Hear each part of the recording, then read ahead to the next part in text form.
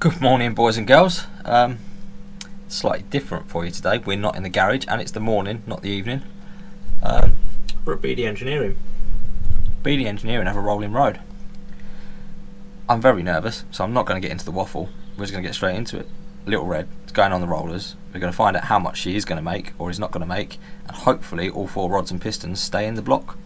Alright, let's crack on.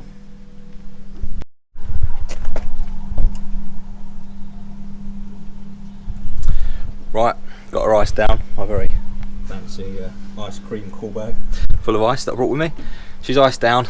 He's just moving one car off of the rollers now. Get this one in, get it strapped in, and well, we'll see what happens, shall we? Guesses below. How much do you reckon it's going to make? £12 a boost, GTX 35, reasonably spicy timing.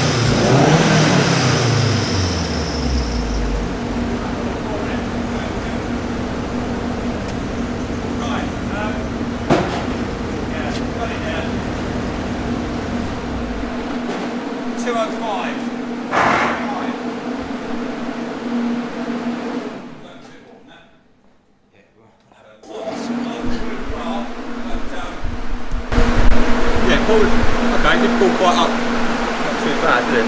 No. Well, we have the red one there, isn't it? The red one is the power, the engine power. Blue's power of the wheels. Yeah. Green's losses, and the orange is torque. Okay, so it's fairly smooth. So let's have a little look at the map then. Can you watch it? It's got a login on there. Right. It's got a log. I've got a date log on there. Yeah.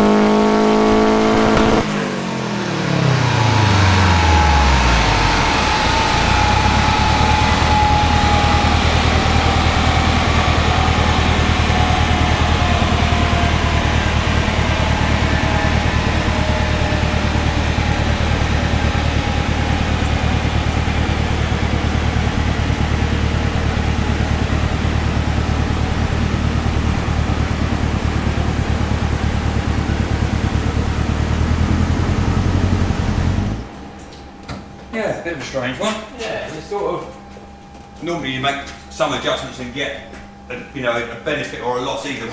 Something's holding it back there, whether it's Primary lengths, whether it's is that 2.5 inch throughout the system. it is, but it's an external gate, so it shouldn't. No. It's not recirculating. No. So once that gate opens, there shouldn't be that much restriction. No. No. We're good mechanically. Cam timing, all that sort of thing. It's as it should be. Stop. Yeah. It's got veneers on it, but I'm not. It's at 0 degrees on the veneers. It's right. Like it's got anything more or less. What cams were they? Like sort of turbo sort of style cams? No, just standard cams. Oh, standard cams. Oh, right. Okay.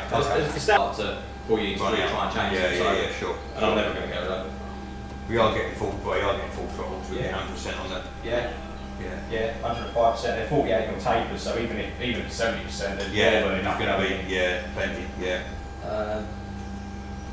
And it's picking up on the boost. It's making the boost. All I can imagine is maybe it is. It's not plugs. It's not hyper the plugs. It's not breathing heavy. I can't see not breathing. You out get a little bit of smoke on the overrun when you lift off, but that's not uncommon. Yeah. What plugs are in there? Still 6s. Yes. Sorry, I think they're ours too. A bit too old school.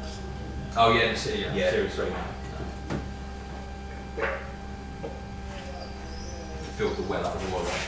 I've had that before. I'm chasing misfires and I've pulled the plug and one of the covers leaked into the Oh, I hate that. plug. Right? It takes hours to clean it up. Yeah, drop into the cylinder.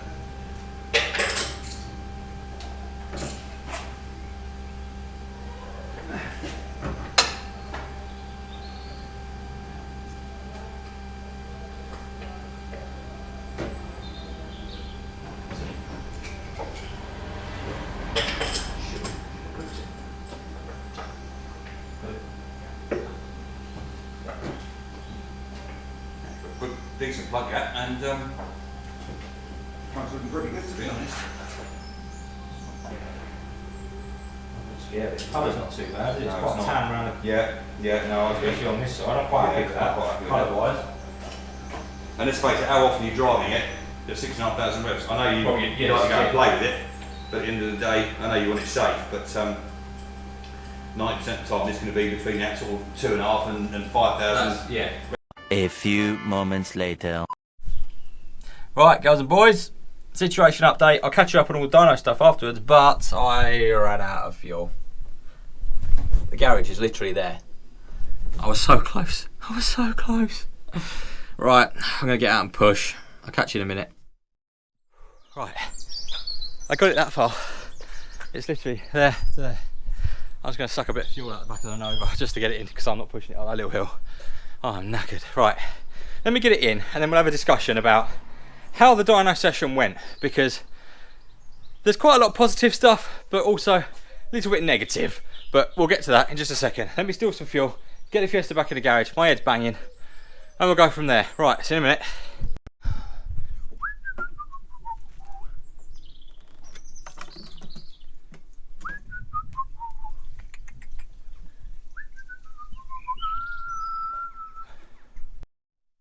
Oh, right. I feel horrendous. I think it's probably because of all the fucking smoke and noise and bollocks when I was in that dyno cell. But that and the fact I just had to push the car over. But there we go. Right, as you can see, I'm back in the garage. Car is in. Happy days. Where's I owe you a few litres of fuel because I stole it out of the Nova. You know, what are you going to do? Right, so what happened? What happened? Right, so put it on the rollers. Went in. We did a power run to start with. Made 200 horsepower, 201 horsepower on the first run.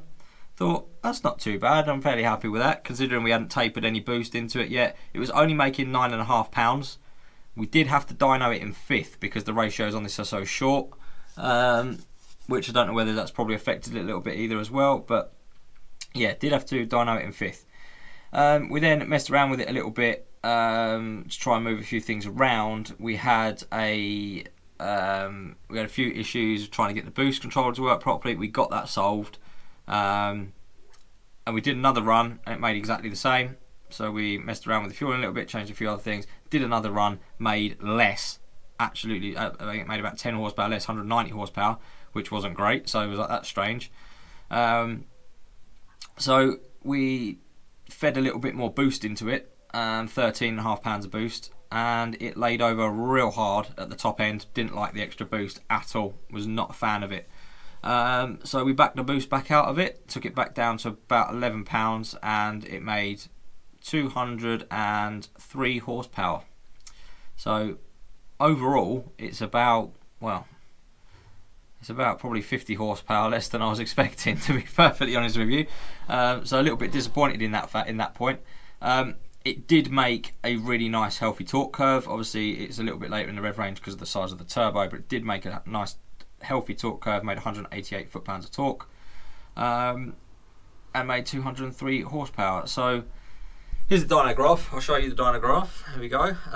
So the thick red line here is our was the run that made 203 horsepower, was this red line here. You can see, if I come in real close, the thin red line behind it was the overlay of the second run. So we fed a little bit more boost into it, and I had to pick the boost controller up a bit. It made more torque down low with more boost fed in, and a little bit more power right down low, but I think that's probably more just because we hammed the throttle a bit more on those. I don't think that at that point it's really relying on the boost that much at all, to be honest. So yeah, you can see torque curve's quite nice, and it carries on. Peak torque in this was at 4,920 RPM.